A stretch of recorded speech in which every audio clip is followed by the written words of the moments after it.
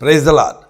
సర్వశక్తుని యొక్క అద్భుత కార్యములనే కార్యక్రమానికి మమ్మల్ని అందరినీ ప్రేమపూర్వకంగా మరొకసారి ప్రభుని కృపను బట్టి ఆహ్వానిస్తున్నాను. ప్రభు మరి గత కాలమంతా మనల్ని క్షేమంగా కాపాడి మరొకసారి ఈ ప్రోగ్రాం చేయడానికి మీ మధ్య రావడానికి మీతో మాట్లాడడానికి అవకాశం ఇచ్చిన సర్వశక్తుడైన దేవునికి ముందుగా నేను వందనములు చెల్లిస్తున్నాను. కనుక ప్రభు చిత్తం మీద మనం ఎరిగి మనం అందరం ప్రార్థన చేసి మీరు ఫోన్ చేసి ఫోన్ కాల్స్ బట్టి ప్రార్థన చేయమని అడిగినప్పుడు దేవుడు అద్భుత రీతిగా మిమ్మల్ని స్వస్థపరుస్తున్నారు. దానికి వందనములు. ఇటీవల ఒక సహోదరి ఫోన్ చేసి, నేను ఇలాగా క్యాన్సర్ అని అంటున్నారు బ్రదర్, హైదరాబాద్లో ఉన్నాను, టెస్ట్ రిపోర్ట్స్ భయంగా ఉంది, మీరు ప్రార్థన చేయండి, అట్లా కాకుండా నార్మల్గా వచ్చేటట్లని ప్రభువుకు మొరపెట్టాము.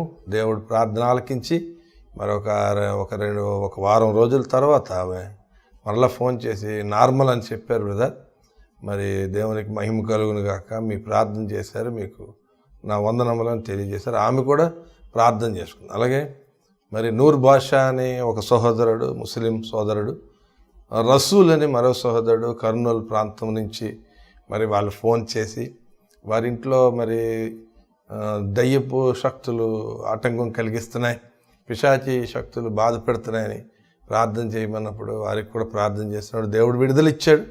అయితే దేవుడు సర్వశక్తిమంతుడు. ఆయన ఒక మాట అన్నారు, ఈ భూమి పరలోకమందును భూమి మీదను నాకు సర్వాధికారము ఇయ్యబడి ఉన్నది. ఆమెన్.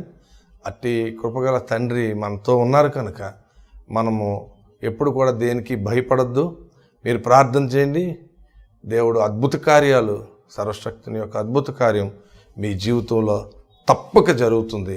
అట్టి కృప పరిశుద్ధాత్ముడు ఈరోజు మనకి అనుగ్రహించలాగున నేను ప్రార్థనతో ప్రోగ్రాం దేవుడు చూపించిన దర్శనం బట్టి మీతో మాట్లాడాల్సిన మాటలు నేను చెప్పబోతున్నాను. ఓడు చేరి నీ ఎదుట నిల్చిన పొడు రక్షక, ఒక్క ఆత్మనైనా నేను రక్షింపక పోదునా, ఒక్క ఆత్మనైనా నేను రక్షింపక యేసయ్యా, వట్టి చేతులాతో నిన్ను దర్శించుట తాగునా, భక్తులార ధైర్యంతో నిల్చి ప్రకాశించుడి, యేసు యొక్క కార్యములను ఆసక్తితో చేయుడి, ఒక్క ఆత్మనైనా నేను రక్షింపక యేసయ్యా, వాటి చేతులాతో రక్షింపక పోదునా. Praise the Lord. ప్రియులారా, నేను ఈ నెలలో మాట్లాడవలసిన అంశం గురించి నేను ప్రార్థనలో కనిపెట్టి, ప్రభువా బిడ్డలతో నేను ఏ వాక్యం పంచుకోవాలి, ఏ విషయంలో నేను మాట్లాడినప్పుడు పరిశుద్ధాత్ముడు నాకు తెలియజేసిన మాట ఏంటంటే, ఈరోజు ఈ వాక్యం చూస్తున్న అనేక మంది ఒంటరిగా బాధపడుతున్నారు. సాలిటరీ ఒంటరి బ్రతుకులో అన్నీ ఉన్నా సరే నేను ఒంటరిగా ఉన్నాను జీవితంలో అని చెప్పి బాధపడుతున్నారని ప్రభు చూపిస్తున్నారు. ఒకవేళ ఒక సహోదరి విడాకులు తీసుకొని ఒంటరిగా కూర్చొని బాధపడుతున్నావేమో, లేకపోతే తల్లిదండ్రులు బిడ్డలు దూరం అయ్యి ఒంటరిగా కూర్చొని బాధపడుతున్నారేమో. మీరు ఒంటరిగా జీవితంలో బాధపడితే కీర్తన గ్రంథం రాసినట్లు ఒంటి పిచ్చుక వలె నేను మూలుగుతున్నాను అన్నమాట. దేవుడు చూపించిన మాటల్లో నువ్వు ఒంటరిగా బాధపడితే, ఒంటరి జీవితానికి నువ్వు అలవాటు పడితే అది తప్పని దేవుడు ఈరోజు నీకు సెలవిస్తున్నాడు. ఈ వాక్యం ద్వారా దేవుడు మాట్లాడుతున్న మాటలో ఒంటరిగా ఉన్న నీవు యేసు ప్రభుతో జంటగా కలవాలి. జీవితంలో ఒంటరితనంతో ఒక రాత్రిపూట ఒక అతను నాకు ఫోన్ చేసి, నాకు ఒంటరిగా నేను ఫీల్ అవుతున్నాను, ఐ ఫీల్ లోన్లీ, నాకు ఏమీ తోచట్లేదు, ఆత్మహత్య చేసుకుందామని అనిపిస్తుంది బ్రదర్ అని చెప్పేసాను. మీరు ఎవరు అసలు ఏమిటి అలాంటి ప్రోగ్రాంలు? నేను అన్నాను, చూడండి బ్రదర్, దేవుని యందు సంతోషం కలిగి ఉండండి, దేవునితో అన్యోన్యం కలిగి ఉండండి, దేవునితో సహవాసం కలిగి ఉండండి. ఒంటరిగా నీ జీవితంలో ఇంక నువ్వు ఉండలేవు. దేవుడితో నువ్వు అనుబంధం కలిగి ఉండండి. నువ్వు ప్రార్థన చేసుకోవాలి. మీరు ప్రార్థన చేయండి. ప్రార్థన చేసినప్పుడు తప్పక దేవుడు మీతో ఆయన సహవాసం కలిగి ఉంటాడు. ప్రార్థన చేసిన తర్వాత అవి పొంది ఉన్నామని నమ్ముడి. అటు విశ్వాసం నీలో ఉండాలి. అప్పుడు దేవుడు నీతో పాటు ఒంటరితనం అనే జీవితం తీసివేస్తాడు. ఇంకొకటి, ఆయన మాటలకి ఒబే అవ్వాలి. మనం విధేయత చూపించాలి. నా ప్రభు అని నన్ను పిలిచి ప్రతివాడు పరలోక రాజ్యంలో ప్రవేశించడు, కానీ నా తండ్రి చిత్తం ప్రకారం నెరవేర్చబడి, అంటే నీ వాక్యం విని అవతలకి వెళ్ళి తాను ఎట్టివాడో మర్చిపోకుండా వాక్య ప్రకారం జీవించే బ్రతుకు మనకి ఇవ్వాలని చెప్పేసి దేవుడు ఈ ఒబే చేయాలి మనం అన్ని మాటల్లో దేవుడు. తర్వాత ప్రైజ్ చేయండి, స్తుతించండి ప్రభువుని, ప్రార్థన చేయండి. ప్రార్థన చేసి జీవితంలో ఆ వాక్యాన్ని ధ్యానించండి.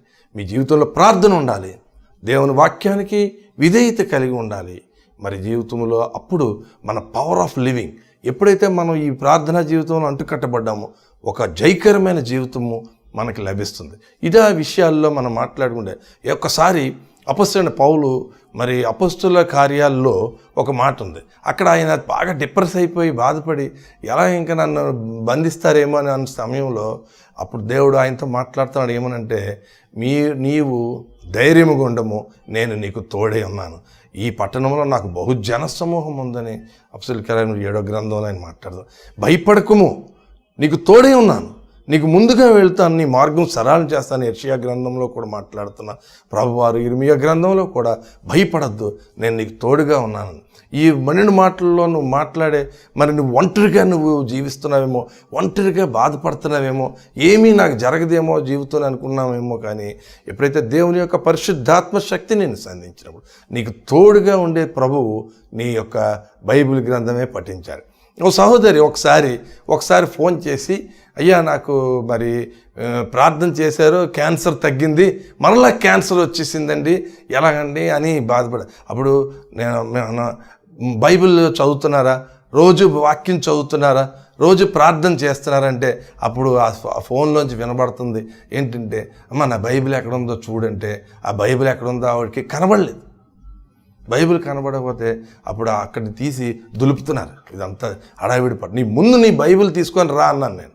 బైబిల్ తీసుకొని రా, అందులో దేవుడు ఒక వాగ్దానం చూపిస్తారని చెప్తే ఆ సిస్టర్ గారు బైబిల్ తీయడానికి అది ఎక్కడుందో కూడా తెలియక ఆ పిల్లలకి చెప్తాను, తీసి దులిపి తీసుకొని రండి. నీ వాక్యంలో నువ్వు ఉతక స్నానం చేయాలి, వాక్యం నువ్వు చదువుకోవాలి, రోజు ప్రార్థన చేసుకోవాలి. అప్పుడు నువ్వు ఎప్పుడైతే దేవుని వాక్యానికి నువ్వు లొంగి జీవితంలో సమర్పించుకున్నావో అప్పుడు దేవుని అద్భుత కార్యాలు చేద్దాం. నీవు ఇప్పుడు చూడండి, బలంగా లావుగా తయారై రోజు మరి నడుస్తూ ఉంటారు, వాకింగ్ చేస్తూ ఉంటారు గ్రౌండ్లో. ఎందు నిమిత్తమో దేవునా నాకు ఒళ్ళు తగ్గించు, దేవుడా నాకు ప్రార్థన చేస్తానంటే అది అవ్వదు. నువ్వు సాధన చేయాలి. నువ్వు రోజు వాకింగ్ చేసి, ఎక్సర్సైజ్ చేసి, విటమినైజ్డ్ ఫుడ్ తీసుకొని, లేకపోతే ఇంకొక డైట్ ఫాలో అయితేనే నీ యొక్క బాడీ నియంత్రణలోకి వస్తుంది.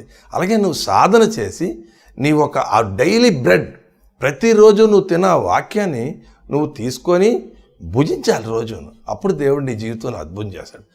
అందుకని ఎప్పుడైతే నువ్వు ఒంటరిగా బాధపడుతూ జీవిస్తున్నావో, పరిశుద్ధాత్మ శక్తి నాకు కావాలి ప్రభు అని నువ్వు గోజాడాలి ప్రభుని. కీర్తనల గ్రంథం 139లో ఒక మాట, చక్కటి మాట నేను ధ్యానం చేస్తున్నప్పుడు నాకు తెలియబడి, దేవుని శక్తి, దైవశక్తి నీ మీదకి రావాలి.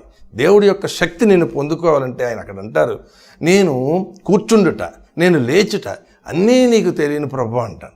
నీ కుడి ప్రక్కన, ఎడం ప్రక్కన, ముందున, నీ వెనకన ప్రభు ఉన్నప్పుడు నువ్వు ఒంటరిగా నువ్వు ఎలాగా మరి నువ్వు ఫీల్ అవుతావు? నువ్వు అయితే నీలో పరిశుద్ధాత్మ శక్తి కలిగినప్పుడు దేవుడు నీతో ఉన్నాడన్న అనుభవం నీలోకి వస్తుంది. నీవు దేవునితో ఉన్నావని ఆ యొక్క అభిషేకం నా మీద ఉంది, కానీ ఒక ధైర్యం నీకు కలుగుతుంది. అది నీకు తెలియదు. నువ్వు ప్రార్థన చేసి, నువ్వు మోకాళ్ళు వేసి ప్రార్థన చేసుకొని ప్రభు నువ్వు నాతో ఉన్నావని నువ్వు అన్నప్పుడు ఒక అచంచలమైన విశ్వాసం నీలోకి వచ్చి నీకు తెలియని అనుభవంలోకి నువ్వు వెళ్ళి ఆ సెకండ్లోనే నీకు అద్భుతం జరుగుతుంది. అందుకే భక్తులు చాలామంది రాస్తారు, భక్తుల్లో రాసిన మాటల్లో దేవునితో సహవాసం కలిగి ఉంటే అది ధన్య జీవితం అంటారు. నీ ఫలం ఫలించాలి, దేవునిలో నువ్వు ఉండాలి. అద్భుత కార్యాలు నీ జీవితంలో జరగాలంటే నువ్వు ప్రార్థన చేయాలి. ప్రార్థన చేసినప్పుడు విసుగక నిత్యము ప్రార్థన చేయమంటున్నాడు ప్రభువు. అప్పుడు నీ జీవితంలో అద్భుతం జరుగుతుంది. మరి ఒక చోట నీ ముందున వెనక ఉన్నాను, పక్కన ఉన్నాను, అటుపక్క ఉన్నాను, నువ్వు కూర్చుండలేదు. ఒకవేళ నేను పైకి వెళ్ళిపోతాను, రెక్కలు కట్టి వెళ్తా, అక్కడ నీవు నన్ను దర్శిస్తున్నావు. భూదిగంతములకి సమాధులలో అయితే దీనిలోకి వెళ్ళి అక్కడ నీ చెయ్యి నన్ను పట్టుకొని నడిపిస్తుందంట. ప్రభువు నేను ఎప్పుడు కూడా విడిచిపెట్టలేదు. ఆయన నీతో ఉన్నారు. ఒంటరి విసిగించున్నప్పుడు మంచి తోడుగా నుండువాడా, నీ ఆత్మతో నన్ను నింపి అభిషేకం చేయువాడా, నీ ఆత్మతో నన్ను నింపి అభిషేకం చేయువాడా,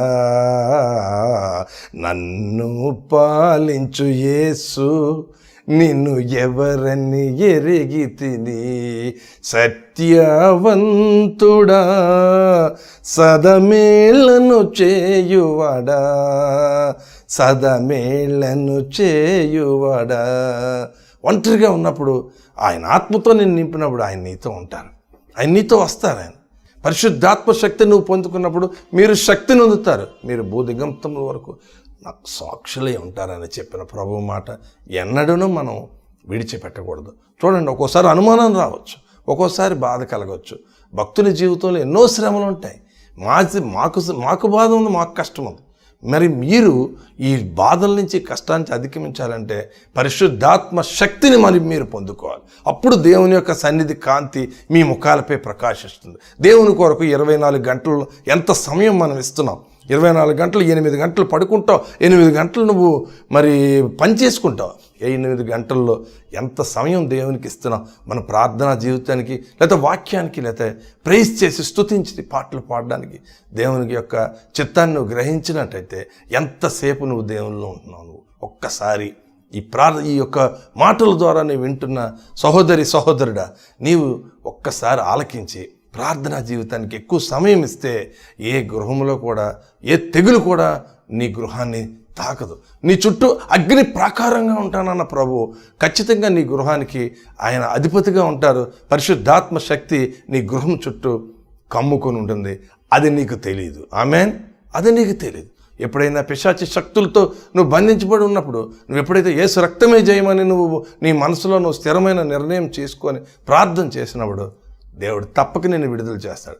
ప్రతి చోటని సాక్షిగా ప్రభువా నేనుండునట్లు ఆత్మాభిషేకము నిమ్ము ఆత్మీయ రూపుండ. నీ ఆత్మాభిషేకమైన ప్రతి చోట నువ్వు సాక్షిగా ఉన్నావా?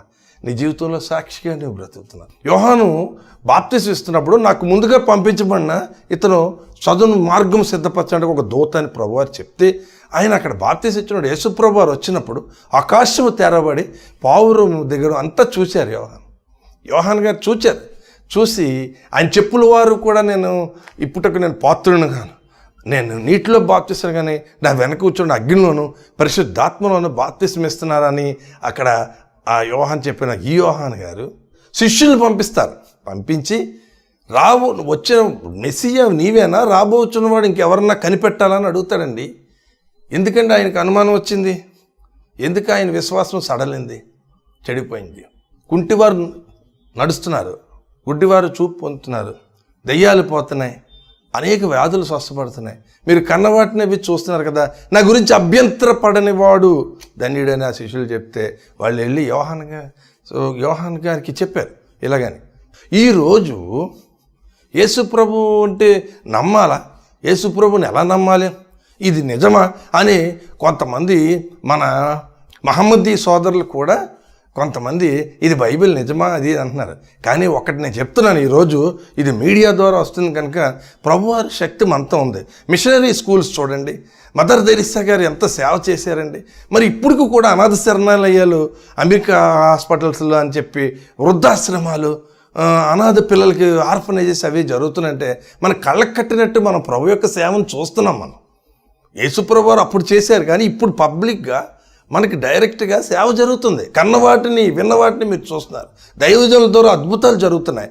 ఎక్కడా లేని మెంటల్ పీస్, మానసికమైనటువంటి శాంతి నీకు కావాలి అంటే ఈ యేసులోనే ఉంది.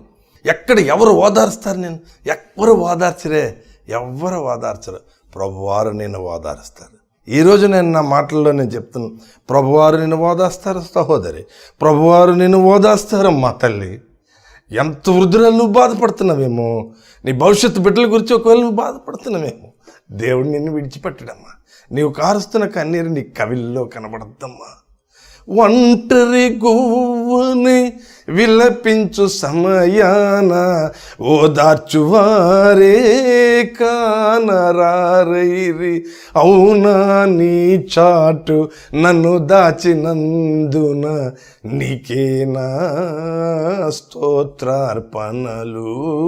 ఔరా నీ చాటు నన్ను దాచినందున నీకేనా స్తోత్రార్పణలు. నా యేసయ్యా నీ దివ్య ప్రేమలు నా జీవితం తరించనే. ఒంటరి గువ్వనై విలపించే సమయాన జయించిన వాడు నా పక్షమై ఉండగా, జయమిచ్చు నీవు నన్ను నడుపుచుండగా, జయమే నీ కాంక్ష అది ఏ నాశ, నీకేనా స్తోత్రార్పణలు. ఈ దేవుడు నీతో ఉన్నాడు. యేసు ప్రభువు నిన్ను ఆశీర్వదిస్తారు. ఏమండి, మోషే గారు నడిపించారు, ఇన్ని రోజులు ఎర్ర సముద్రం ఇవన్నీ దాటారు, అన్నీ చేసినా సరే ఇశ్రాయేల్ ప్రజలు మర్చిపోయారు. వెంటనే నువ్వు ఇక్కడ అరణ్యంలో నశించడానికి తీసుకొచ్చావు అంటారు. ఆ పక్కనే జరిగిన ఆ సంఘటన చూడండి. ఎర్ర సముద్రం విడిపోయి ఎన్నో అద్భుతాలు చేశారు. ఇంత చేసినా నువ్వు ఇక్కడ తీసుకొచ్చావా అని మోషే మీద రివర్స్ అవుతారు. అంటే మనం కూడా మన జీవితాల్లో ఒకవేళ ఇంత జరిగినా నువ్వు ఇలా చేసావేంటి, నేను భక్తుణ్ణి కదా, నా జీవితంలో ఎందుకు ఇలా జరగాలి, నువ్వు ఎందుకు ఇది చేసావు, ఎందుకు ఇది, నువ్వెవరు నువ్వు పాయింట్అవుట్ చేయడానికి? అది నీ జీవితంలో ఒకవేళ దేవుడే అలౌ చేశారేమో. దేవుడే అది అలౌ చేసి నువ్వు యోబు భక్తుడి శ్రమల నుంచి ఎలాగైతే నువ్వు బయటకు వచ్చావో, ఏ విధంగా అయితే నువ్వు ఇంకా శోధించబడిన తర్వాత శుద్ధ సువర్ణంలో మెరవాలను ఒకవేళ నీకు ఆ శోధన వచ్చిందేమో. కానీ నువ్వు ఒంటరి కావు. ఈ వాక్యం ద్వారా నేను చెప్తున్నాను, దైవ శక్తి నీ మీద ప్రభావితం అవుతుంది. ఎవరైతే ఈ వాక్యం వింటున్నారో ప్రతి గృహంలోనూ, ప్రతి వాక్యం వింటున్న ప్రతి సహోదరుడికి నీవు ఒంటరివి కాదు, ఈ దేవుడు నీతో ఉన్నాడు. No never alone, no never alone. He promised never to leave me, never to leave me alone. Steps unseen before me, hidden dangers near. అయినా hidden dangers near, ప్రమాదంలో చెప్తూనే ఉన్నాయి ఆయన. Nearer still my Savior, whispering be of cheer, joys like birds of springtime through my heart have flown, singing also sweetly, he will not leave me alone. No, never alone. No, never alone. He promised never to leave me, never to leave me alone. ప్రమాదం నుంచి ఎంత పొంచి ఉన్నా ఆయన చెవులో మాట్లాడతారు. నేను విన్నానండి ఆ స్వరం, నేను స్వరం విన్నానండి. ధైర్యంగా ఉండు, ధైర్యంగా ఉండు, నేను నీ పక్కనే ఉన్నాను, నీ చెయ్యి పట్టుకుని నడిపిస్తాను, నువ్వు భయపడద్దండి. ఆ ప్రభువు నీతో మాట్లాడుతున్నాడు ఈరోజు స్ట్రైట్గా. యేసయ్య నీతో మాట్లాడతాడు. అనుమానం రావచ్చు, మోషే మీద ఎలాగైతే ఇశ్రాయేల్ ప్రజలు సనుక్కున్నారు, ఒకవేళ నీ దేవుని మీద నువ్వు సనుక్కున్నావేమో. ఒకవేళ నీ దేవుని మీద ఆయన బాధపడలేదే. శిష్యులు వచ్చి, యోహాను శిష్యులు వచ్చి అడిగినప్పుడు ఇది నువ్వేనా ఇంకొకరు రావాలని అడిగినప్పుడు ఆయన ఏమీ బాధపడలేదు. కానీ మీరు కన్నవాటిని విన్నవాటిని చూడండి. నాకు ముందుగా పంపిన ఆయన ఒక దూత అన్నారంతే. ఇంకొకటి, ఆ యోహాను తల తీసినప్పుడు యేసుప్రభువు ఆ పక్క ఊరిలోనే ఉన్నారు. ఆమెన్. అక్కడికి దేవుని చిత్తం నెరవేరింది. అంతేగాని ఇక్కడి నుంచి ఈయన శక్తికి వెళ్ళి అక్కడి నుంచి వెళ్ళిపోయి ఏదో అద్భుతం చేయలేదు. అక్కడికి అది పరిసమాప్తి కావాల్సిందే. దేవుని యొక్క చిత్తంలో మనం గ్రహించి ఈ వాక్యం మనం వింటున్నాం. నీవు ఒంటరిగా లేవు. దైవశక్తి నిన్ను కమ్ముకుంటుంది. దైవశక్తి నీ మీదకి వస్తున్నారు. ఆయన చిత్తంలో నువ్వు నెరవేర్చబడాలి. ఇంత గొప్ప ఈ దైవజనులు ఏలియా ఒక్కసారి బాధపడి ఇంకా నన్ను చంపేస్తుందేమో ఆ యెజెబెల్ ఎలాగని చెప్పినప్పుడు దేవుడు ఆయనతో మాట్లాడి అద్భుతం చేసిన ప్రభు నీతో ఎందుకు మాట్లాడు, నీ ఒంటరిగా నువ్వు ఉన్న నీ బాధ నువ్వు పడద్దు. ఎంతో బాధతోటి నేను మోకాళ్ళ మీద ప్రభువు కనిపెట్టి ఈ ప్రజలకి ఒంటరితనం పోవాలి బాబు, వీళ్ళు ఇంకా లోన్లీగా ఉన్నారు, ఎవరూ నాకు సాయం చేయరా అని చెప్పి ఒకవేళ బాధపడుతున్నారేమో.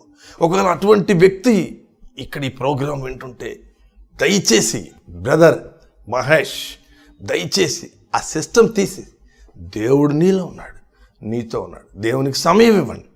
దేవుడికి సమయం ఇస్తే దేవుడు మీతో తప్పకుండా అద్భుతం చేస్తారు. ఒకసారి చూడండి, ఒకసారి ఒక సహోదరుడు నాకు తెలిసిన అతను, వాళ్ళ తండ్రి గారు అతని దగ్గర ఉన్నాడు, ఓల్డ్ అయిపోయాడు, ఓల్డ్ ఏజ్లో ఉన్నాడు అతను. ఓల్డ్ అయిపోతే అతనికి కోపం వచ్చింది. కోడలందరూ ఉండగా కోడల్లో ఉంటుండగా ఆ సహోదరుడు ఆ తండ్రిని కాలుతో తన్నాడు, కోపం పట్టలేక. ఆ ముసలి అతను చాలా బాధపడి పక్కకి వెళ్ళి ఏడ్చాడు. నా దగ్గర కూడా బాధపడ్డాడు, అయ్యా కొడుకు తన్నానండి, తన్నేసాడండి కోపంతో. అయ్యో అని నేను బాధపడే, సరేనండి ధైర్యం. కానీ కొంతకాలానికి పెద్దగా వర్షాలు పడుతున్నాయి ఇదే విశాఖపట్నం జిల్లా. ఆయన మరి ఒక బండి మీద వెళ్తా అక్కడ బండి ఆగుదామని కాలు దించాడు. ఆ దించిన కాలు రోడ్డు మీద లేదు, ఒక ఇనప కమ్మలతోటి ఉన్న ఆ దాని మీద నీరు ఉంది. అదేమో అతను రోడ్డు అనుకున్నాడు, కానీ కాలు పెట్టాడు. అది తిన్నగా వెళ్ళి ఐరన్ బార్స్ మధ్యన కాలు ఇరికిపోయింది. అతనికి తెలియదు నీరు ఉంది, నీరు కింద రోడ్డు అని కాలు ఆపాడు. కూడికాలు తీస్తుంటే రావట్లేదు, ఎంత గగ్గించుకున్నా సరే రాలేదు. కొంచెం స్పీడ్గా లాగాడు, కాలు ఫట్మన్నాయి.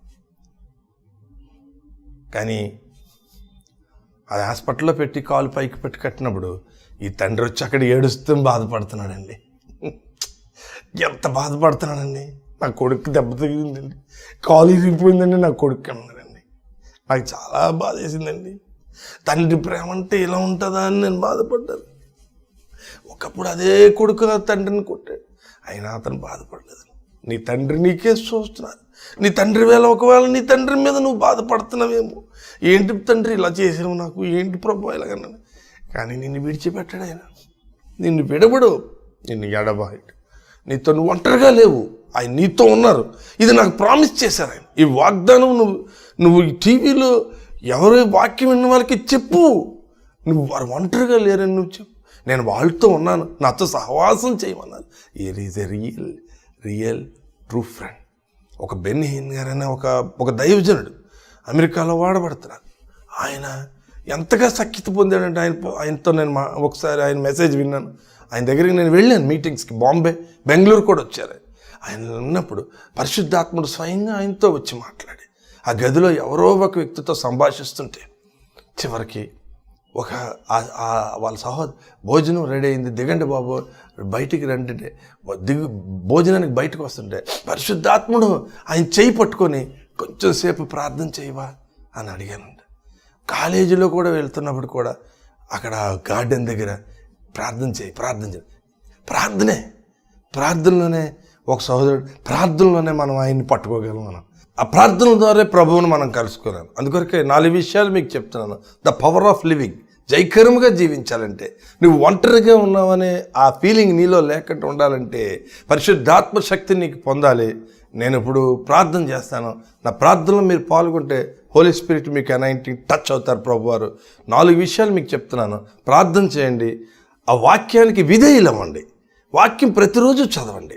అప్పుడు మీరు ఎలా నడవాలో, ఎలా మాట్లాడాలో, ఎలా చేయాలో మీకు తెలుస్తుంది, మీకు ధైర్యం వస్తుంది.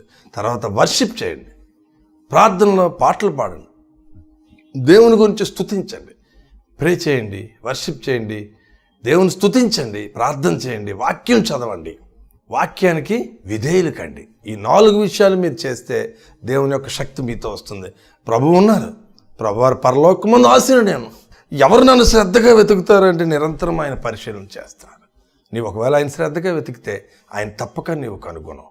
ఒకసారి సమరయ అనే బావి దగ్గర ఒక సమరయ స్త్రీ ఉంటే ఆయన దాహము చేత, అలసట చేత అక్కడ నీరిమ్మని అడిగారు. అక్కడ సందర్భంలో ఆయన ఒక మనిషి అని చూపిస్తున్నారు. ఆయనకి దాహం ఉంది, ఆయనకి ఆకలి ఉంది.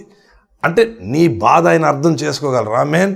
ఒక మనిషిగా ఆయన జీవించిన ఆయన ఒక నీరు కావాలని బావి దగ్గర బాగా నడిచి కాళ్ళు వాచిపోయి ఉంటాయి ఆయనకి, ఆ ఎండను పడి. అటువంటి వ్యక్తి ఒక మనిషిగా అడుగుతుంటే, ఈరోజు అదే మనిషిగా నీ జీవితంలో ఉన్న ప్రతి సమస్య ఆయనకి తెలుసండి. ప్రతి బలహీనత తెలుసు, ప్రతి వ్యాధి తెలుసు. ఆయన నిన్ను స్వస్థపరచగలరు. ఆయన నీతో ఉంటారు. ఎవరు మనకి మార్చేదంటే ప్రతిదీ యేసు రక్తధార నిన్ను స్వస్థపరుస్తుంది. అటు కృప పరిశుద్ధాత్మ దేవుడు ఆయన మనిషిగా ఉండి మనతో సంచారం చేసి నడిపించారు కనుక ఆయన నీతో ఉంటారు. ఒంటరిగా నువ్వు లేవు, నిన్ను విడిచిపెట్టరు. ఆయన నీతో ఉన్నారు. అటు కృప దేవుడు ఇవ్వలాగా నన్ను ప్రార్థన చేస్తాను. ఆ దైవశక్తి మిమ్మల్ని అందరినీ కమ్ముకుంటుంది. ప్రేమగల తండ్రి, కృపగల ప్రభా, నాయనా ప్రభా, నాయన మేము ఒంటరిగా లేము. ఈ ఒంటరితనం గురించి అనేకులు నాయన ఆత్మహత్యలు చేసుకోవడానికి నాయన, లేకపోతే వేరే ప్రాంతాలకి బాధపడుతున్నారు నాయన. చాలామంది విడాకులు పొందిన బిడ్డలు ఉన్నారు ప్రభా. నాయన వాళ్ళని కలపండి. భార్య భర్తలు ఇద్దరు ఏకమవి నాయన. ఒంటరితనముగా ఉండటం మంచిది కాదని మీరు ఎలాగైతే నాయన మరి ఆదామను సృష్టించి వాడికి ఎంజాయ్మెంట్ లైఫ్ ఇచ్చారు, అలాగే మీరు దయచేయండి, సహాయం చేయండి ప్రభా, సహాయం చేయండి తండ్రి. నాయన ప్రభా, నాయన బలపరచండి. వృద్ధాప్యంలో నాయన ప్రభా తండ్రి, తల్లిదండ్రులు ఒంటరిగా ఉంటే నాయన మీరు కాపాడండి, మీరు వారితో ఉండండి. Oh brother Rakesh, you are seen my programme. మీ ప్రోగ్రామ్ మీరు చూస్తున్నారు ప్రభా. ఆ రాకేష్ అనే బ్రదర్ని మీరు టచ్ చేయండి ప్రభు, సహాయం చేయండి నాయన. నీతో సహవాసం పెంచా, ఒంటరితనం అనేది జీవితం తీసివేయండి నాయన. బిడ్డలు లేక బాధపడుతున్నారు ప్రభు. నాయన బిడ్డలు కోల్పోయి అబార్షన్ అయిన సిస్టర్స్ని నేను చూస్తున్నాను ప్రభు. మరొక జీవితం, మరొక అద్భుతం చేసి నాయన బిడ్డను అనుగ్రహించండి అయ్యా. ఆర్థిక బాధలతో సతమతమవుతున్నారు నాయన, వడ్డీలు కట్టలేక బాధపడుతున్నారు నాయన. నువ్వు దయ చూపించే కరుణామయుడు నాయన. ఈ 4 పాయింట్స్లో ప్రార్థన చేసుకుంటూ వాక్యం చదువుకొని వాక్యానికి విధేయతలై నిన్ను ఆరాధించే కృప ప్రతి బిడ్డకు అనుగ్రహించండి. నా పరిచయాన్ని కూడా మీరు జ్ఞాపకం చేసుకోండి నాయన. నీవు ఇచ్చిన కృప కొరకు, నువ్వు ఇచ్చిన ఆరోగ్యం కొరకు నేను నిలబడి మాట్లాడిచి నాయన, మీ కొరకు అనేక మంది స్వార్థికులు, సేవకులు, పాస్టర్స్ ఉన్నారు. వారందరినీ దర్శించండి. నీకే మహిమగంతా ప్రభావం చేసి యేసు నామమున అడుగుచున్నాను పరమ తండ్రి. ఆమేన్. Praise the lord.